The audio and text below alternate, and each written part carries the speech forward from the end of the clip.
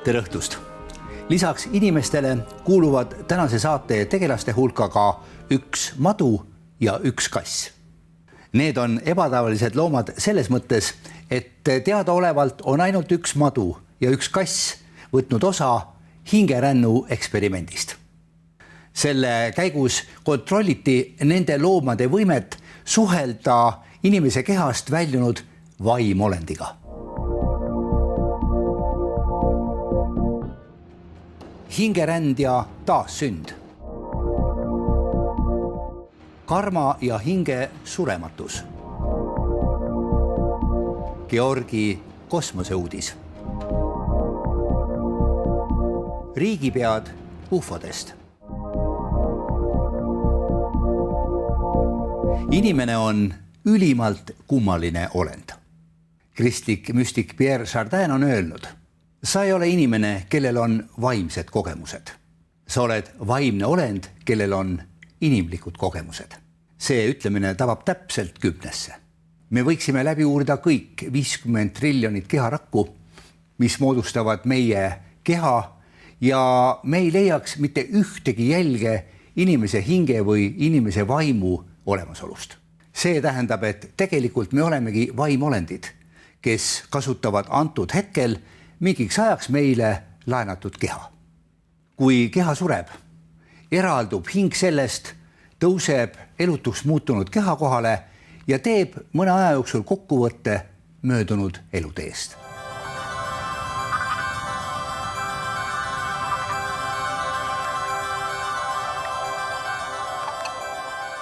California parapsühholoog Scott Rogo korraldas hingerännu katse, kus andureid asendasid madu ja kass. Kui hingerändur Stuart Blue külastas madu oma kehast väljas seisundis, siis jättis see oma tavalise ristlemise mööda puuri ja sõna otseses mõttes valmistus rünnakuks. Umbes 20 sekundit salvas ta tigedalt õhku. See vastas ajale, mil hingerändur Blue väitis end olevat kehast väljas ja oli puuris koos maoga. Põhimõtteliselt samasuguse tulemuse andis ka katse kassiga. Tavaliselt oma puuris energiliselt ringi liikunud kass muutus täiesti rahulikuks ajal, mil hingerändur Stuart viibis puuris looma juures. Katset korrati ja alati oli tulemus sama. Kass rahunes märgatavalt, kui hingerändur Stuart Blue oma vaimuga puuris viibis. 110 aastat tagasi täheldas Prantsuse arst ja parapsühholoog Hippolyte Paraduc nähtust, millega on hiljem paljud uurijad kokku puutunud. Jutt on valgusilmingutest. Neid käsitletakse ka 1991. aastal ilmunud parapsühholoogia entsüklopeedias. Teoses kirjutatakse, et aastal 1907 lebas Prantsuse arsti Hippolyte Paraduci naine surivoodil. Mees seadis oma naise Nadine pead sisse kaamera ja pildistas teda surmahetkel.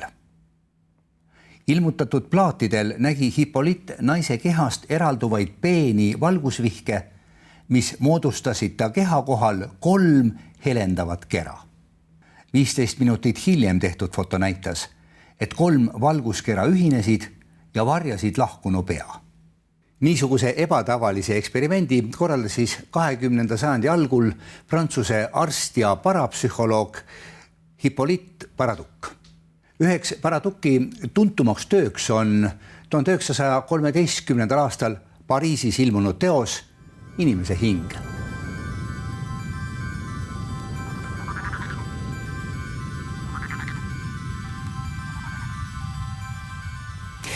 Kas need teadmised, et reinkarnatsioon on võimalik, et on niisugune elude vaheldumine, kas see peaks tegema inimesed õnnelikumaks või see kuidagi mõjub inimestele pärssivalt? Minule tundub, et see peaks nagu lisama optimismi ja elurõõmu. Ma arvan, et annab kindlust. Tähendab, sisulist surma ei ole. ja igasugused enesetapumõtted on täiesti mõttetud. Ja peab arvestama ka seda, et mida me mõtleme, ütleme ja teeme, sellest siis kujuneb meie edaspidine karma. Ja see ei lõppe ära selle surmaga, et teeme palju pahandusi ja mõtleme, sureme ära ja siis kõik nagu jääb õhku rippuma tühjusesse. See tuleb meile endile kõik tagasi, aga natuke hiljem. Kui taassünniõpetus peab paika, siis oleks väga huvitav teada, mis ootas ees näiteks Stalini hinge järgmistes eludes. Jossif Stalin on arvatavasti inimkonna ajaloo üks suuremaid massimõrvareid, ülima kurjuse kehastus. Mis ootas tema hinge ees järgmistes eludes? Enne kui sellele küsimusele vastame, anname sõna maailma kuulsatele suurmeestele, kes on taassünni kohta midagi huvitavat öelnud.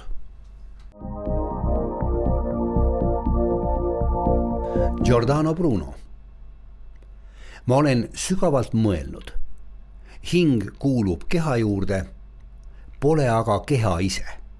Ta võib olla ühes või teises kehas, minnes ühest kehast teise. Giordano Bruno usk taassünni õpetusse oli üks nendest pattudest, mille eest katoliku kirik ta tuleridale saatis. Giordano oli oma aja suurim loodusfilosoof ja heliotsentrilise maailmasüsteemi propageerija. Bruno kaitses kontseptsiooni universumi lõpmatusest ja oli taassünniõpetuse veendunud pooldaja. 52-aastane filosoof põletati Pariisis Lillede väljakul 17. veebruaril aastal 1600. Wolfgang Goethe. Niikaua kui te pole teadlikud jätkuvast suremise ja taassündimise seadusest, olete vaid hämara maa, ähmane külaline. Olen kindel, et olen ikka seesama, kes on teie seas juba 1000 korda elanud ja elab veel 1000 korda. Goethe kahtlustas, et on elanud varem, palju aega tagasi Rooma keiser Hadrianuse valitsemise ajal. Võib-olla see seletabki tema suurt kiindumust Vana-Rooma maailma vastu. Honoré de Balzac. Võib-olla kulub terve elu, et koguda häid omadusi, et tasa teha eelmise elu vead. Heade omaduste arenemine toimub meis aegamööda. See on nähtamatu rida, mis seob meie eksistentsi ühte järgmisega. Need on elud, mida ainuüksi vaim mäletab, sest mateerial puudub mälu vaimsete asjade jaoks. Nii kirjutab Balzac jutustuses Serapita. Victor Hugo. Kui ma lähen alla hauda, siis ma võin öelda nagu paljud teisedki. Ma olen oma päevatöö lõpetanud. Ma ei ütle, ma olen oma elu lõpetanud. Haud pole umbtänav, ta on läbikäik. Mina olen hing. Tean hästi, et see, mida maetakse, pole mina. Oma intellektuaalses autobiograafias kirjutab Hugo, et hinged lähevad ühelt tasandilt teise ilma isiksust kaotamata, muutudes üha enam säravaks. Henry Ford. Taassünniõpetuse võtsin omaks, kui olin 26-aastane. Selles küsimuses ei pakkunud religioon midagi. Isegi töö ei suutnud pakkuda mulle täielikku rahuldust. Töö on tühine, kui ma ei suuda ühes elus rakendatud kogemust rakendada teises. Nii ütles Henry Ford 28. augustil 1928 antud intervjuus. Kui Henry Ford avastas taassünni, siis ta mõistis, et aeg pole enam piiratud, et ta pole enam kellaosutite ori. Henry Ford oli veendunud, et geenius on kogemus. Ta ütles, et mõnedele võib näida, see on anne või talent, kuid see on mitmete elude pika kogemuse vili. Siin on üks foto, see on Albert Rocha, ma ei teaks. Ja ma võtan enda kätte, ma näitan kohe seda fotot. Tema Prantsusmaal juba 1890-ndatel hakkas tegema regressioone. Ma olen ise ka neid teinud hüpnoos, 300 hüpnoosi ja 4 on siis niimoodi, kes on eelmisse ellu on õnnestunud viia. Väga huvitav on see muidugi. Võtame kohe härjal sarvist kinni. Loeng, mida ma mainisin, mille esitas Rahvusraamatukogus möödunud aasta oktoobris Islandi ülikooli professor Erlendur Haraldsson, oligi suures osas pühendatud sellele, et rääkida ümbersündidest, eludest, mis on olnud enne meie elusid, no konkreetselt ühe isiku suhtes ja mis võivad tulla veel kunagi hiljem. Nii et kas me võime täna kinnitada, et selline oletus, et niisugune asi on võimalik, tegelikult ongi nii, et on võimalik? Jah, see on teaduslikult tõestatud. Selle kohta on tehtud väga palju uuringuid ja kahjuks ei ole nad nüüd väga laialt tuntud. Ja selles ongi põhjus, et osa inimesi siiamaani arvab, et surmaga on kõik läbi ja kui palju on miljoneid lehekülgi targutusi sellel teemal kirjutatud. Aga siin on tegemist faktiliste andmetega ja need on niivõrd nagu tõestusjõulised, et siin kahtlust ei saa tekkida. Aga see kõik ju tegelikult muudab meie arusaamist sellest, mis on inimene, mis on meie arusaamine maailmast, universumist, meie eksistentsist ja nii edasi. See kapitaalselt muudab seda pilti, mis meil tänase päevani on olnud valdavalt olemas. See on õige. Siin tuleb ka üks aspekt, praegu arutatakse üle maailma eutanaasia üle. Et kas on inimesel õigus oma elu ise lõpetada arstide abiga? Noh, passiivset eutanaasiat on ju praktiseeritud kogu aeg. Tähendab, jäetakse ravi lihtsalt pooleli. No, kui on juba aasta otsa, ütleme näiteks ta on kunsthingamise peale, siis lõpetatakse ükskord selle ära, sellepärast et aju on tal juba surnud. Ja teine aspekt on tähendab surmahirm. See on mõttetu. Ja kolmas asi on enesetapmised. Need ei vii kunagi sihile. Tähendab, inimene võib keha ära hävitada, aga tema olemus kõik jääb alles. Ja järgmises kehastuses, nagu nüüd ka faktilised materjalid näitavad, on tal rida sümptomeid, mida siis tuleb hakata ravima. Kus see olemus alles on? Kus see talletatakse? Kus see salvestatakse? Tähendab, seda peab mõne targema käest küsima. Mina nimetaks seda 4. mõõde.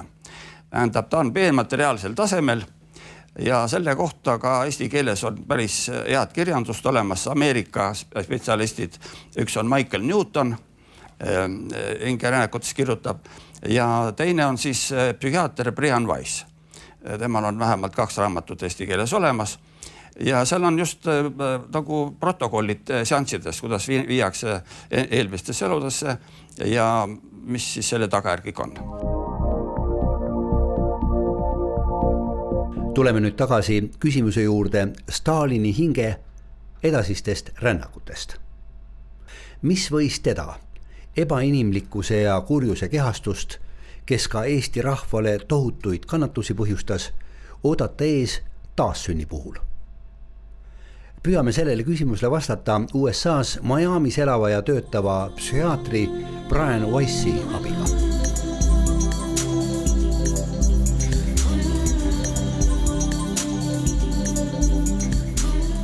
Brian Weiss on lõpetanud kiitusega Columbia ülikooli, omandanud meditsiinidoktorikraadi Yale'i ülikooli arstiteaduskonnas ja töötanud Miamis asuva Mount Sinai haigla psühhiaatriaosakonna juhatajana. Käesoleval ajal tegeleb ta erapraksisega, kus üheks põhivaldkonnaks on regressiooniteraapia. See on niisugune toiming, mis viib inimesed tagasi eelmistesse eludesse. Nende mälestusteni jõudmist võimaldab hüpnoos, mis aitab ületada teadvuse ja alateadvuse vahelisi tõkkeid. Alateadvust ei piira loogika, aeg ega ruum. Brian Weiss viib oma patsiente eelmistesse eludesse tervendamise eesmärgil. Viimasel ajal suunab ta neid ka tulevastesse eludesse. Tema patsientide hulgas on olnud ka vähihaigeid ja neid, kes olid kaotanud igasuguse huvi toidu, seksi, armastuse ja töö vastu.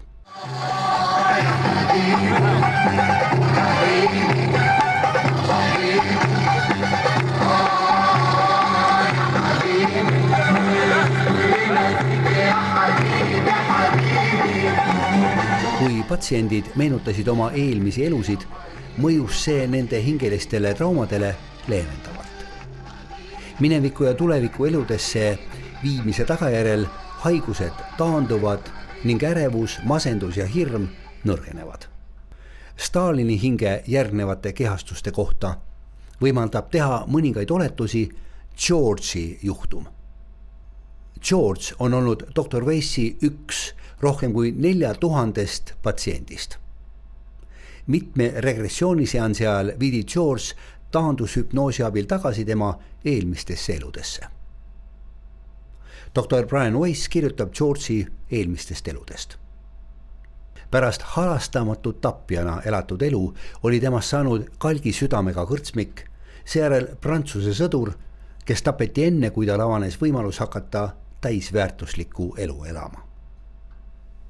Kui Dr. Weiss paigutas George'i möödunud elud kronoloogilisse järjekorda, sai ta niisuguse tulemuse. Kiviaja mees, mongoli sõdalane, keskaegne kõrtsmik, halvatud jalgadega orjatar, mõrvatud Jaapani gei ja kodumaa eest surnud prantslane. Raske öelda, missugustes orjalaagrites, piinakambrites või vaeste hurtsikutes vaevleb Stalini taaskehastunud hing täna.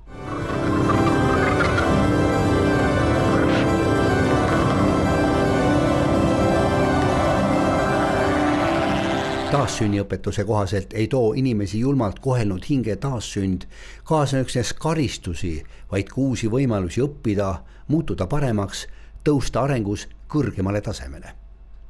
Kaastundlikkus, empaatia, vägivallatus, kannatlikkus ja vaimsus on elu õppetunnid, mida meil omandada tuleb. Ühe elu jooksul omandab inimene harva rohkem kui ühe õppetunni, kuigi sageli pööratakse tähelepanu ka teistele. Dr. Brian Weiss kirjutab regressiooniteraapia kogemuste põhjal. Ma ei kahtle enam reinkarnatsiooni, hingede taaskehastumise võimalikkuses. Meie hinged elasid enne ja elavad ka pärast. Selles seisnebki meie surematus. Kõige tähtsam osa meist, meie hing, elab igavesti.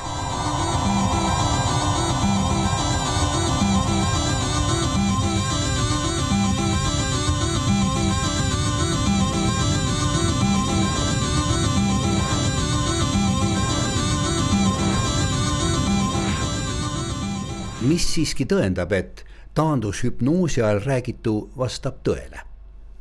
Leidub vähemalt 2 tähelepanuväärset asjaolu.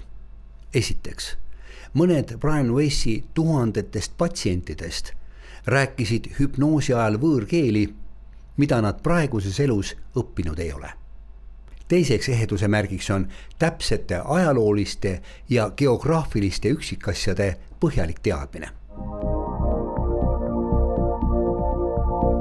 Kui kaua võib siis niisugune ümberkehastumine kesta? Millal see kõik on alguse saanud ja kui kaua see kõik veel võib toimuda? Tähendab, see ümberkehastumine on elava looduse algusest peale. Ja inimtasemel on õnnestunud taandushüpnoosidega viia inimest kuni keeleoskuseta perioodi tasemeni. Ja Stanislav Grof on viinud inimesi LSD abil ka veel sügavamale minevikku, kuni loomariigi ja mineraalide tasemele. Aga nüüd, kui me räägime, et kuidas see tsükkel käib, selle kohta antiiksed autorid juba sellest probleemist olid teadlikud ja siis oli see tsükkel võrdlemisi pikk. Vanas Kreekas pakuti isegi kuna seal 1000 aastad. Ja minul on Eesti materjal, mis on, ei ole nii tõestusjõuline, kuna ühe uurimise jaoks oleks vaja tervet brigaadi uurijaid ja väga palju kohti läbi käia. ma näitan seda raamatut meie televaatajatele ka. Näete, niisugune raamat ja kaanel on 2 valget varest. Ja siin tuleb ka niisugune aspekt, tähendab, praegu on suured diskussioonid homoseksuaalse isikute üle. Stevenson on uurinud neid asju, ütleme, 1000 inimeste peal. Tema elutöö kokkuvõttes võtab 2500 last, mida on uuritud. Ja Stevenson on meil siin sellel fotol näha, väga silmapaistev nimekas teadlane. Jah, Ameerika psühhiaatri professor ja tema elutöö kokkuvõtte on võimalik välja tellida Rahvusraamatukogust. Ja selle kokkuvõtte ütleb mida? Kokkuvõtte ütleb niimoodi, et eelmise elu psüühilised ja füüsilised võimed, aga ka patoloogia läheb ühest elust teise. Ja seal on ka niimoodi, et võib vahetada sugu. Ta on selle kohta uurinud üle maailma. Need protsendid kõiguvad kuskil, ütleme, 0, mida ma küll hästi ei usu. No seal on niimoodi, ütleme, islamiusk ei tunnista niisugust asja, et mees võib naisena sündida. Nad kõik seda, kui nad ka mäletavad, siis nad on vait. Ja kuni 50%. Eesti protsent on 13. Muidugi see on 102 juhtumi põhjal, see midagi nii absoluutselt kindel ei ole. Ja sagedamini vahetatakse sugu, tähendab mees naiseks. Ja siis on nüüd homoseksuaalidel on üks versioon, et nendel on säilunud sooteadvus. Et mina olen mees või mina olen naine. Ja kui tema nüüd on sündinud teistmoodi kehas, siis tekib niisugune lahkeli. Konflikt. Ja see on väga ränk ja mõnedki nendest siis üritavad enesetappe ja nii edasi. Nii et niisugune asi. Ja see on ka siis teatud määral loogiline seletus sellele, miks paljud ühiskonnad on hakanud nendesse suhtuma tolerantsemalt, et aktsepteerivad nende vajadusi või eelistusi. Nõukogude ajal muidugi pandi vangi. See nüüd on mõttetu, tähendab inimene, tema psüühikas on teatud ise ära, eks ole, vangi panna nüüd küll ei maksa. Vanas Indias ja Egiptuses, vanas Roomas ja Kreekas, sealsetes kõrgkultuurides kirja pandud taassünniõpetus keelati ristiusu poolt veidi rohkem kui 1500 aastat tagasi. Miks? Ärakeelamise üheks peategelaseks oli Bütsantsi keiser Justianus I. Aastal 533 toimus Konstantinoopolis kirikukogu, kus võeti vastu 15 kirikuvannet. Üks neist on järgmine. Kui keegi kinnitab uskumatut hingede eelnevat eksisteerimist ja usub värdjalikku taaskehastumist, mis sellest tuleneb, siis saagu ta neetud. Taassünniõpetuse keelamise mõte on inimlikult mõistetav. Taassünniõpetus oleks võtnud kirikult ära suure osa tema võimust. Ristiusk ei tunnista taassünniõpetust tänase päevani.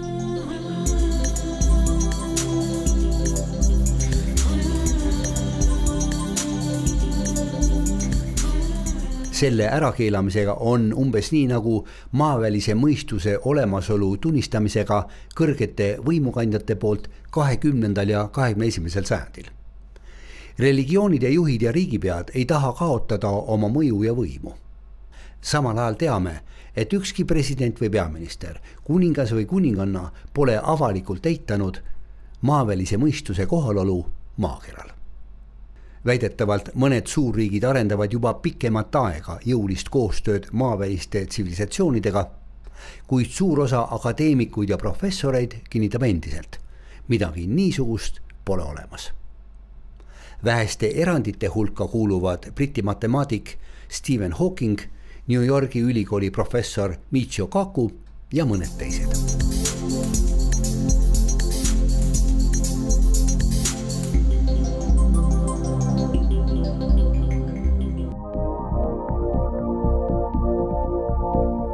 Georgi kosmoseuudis.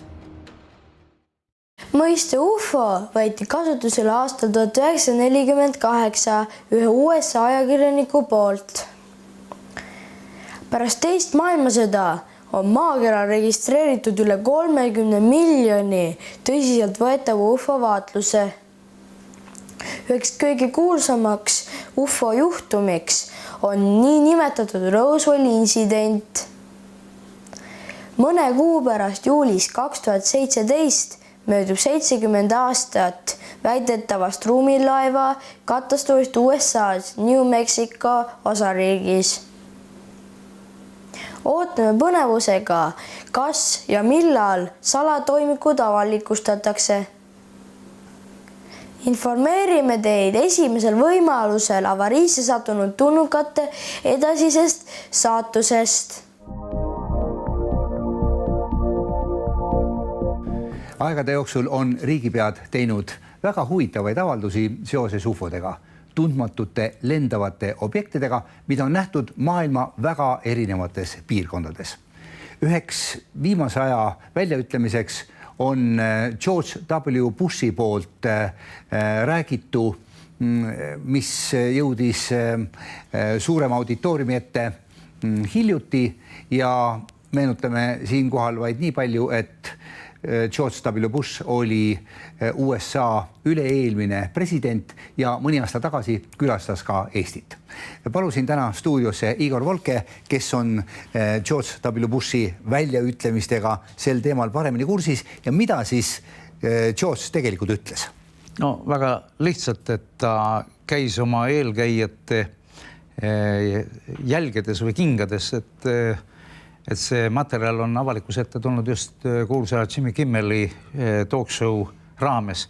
Millal see talk show toimus? See oli siin, ütleme, kuu-poolteist tagasi, aga Kimmel on nii kaval ja järjekindel mees või on ta siis pandud selleks, sest ta väga huvitavalt on pinninud nii W. Bushi kui Obamat, kui Hillary Clintonit, kui Bill Clintonit ja need materjalid on kõik kättesaadavad ja vaadeldavad.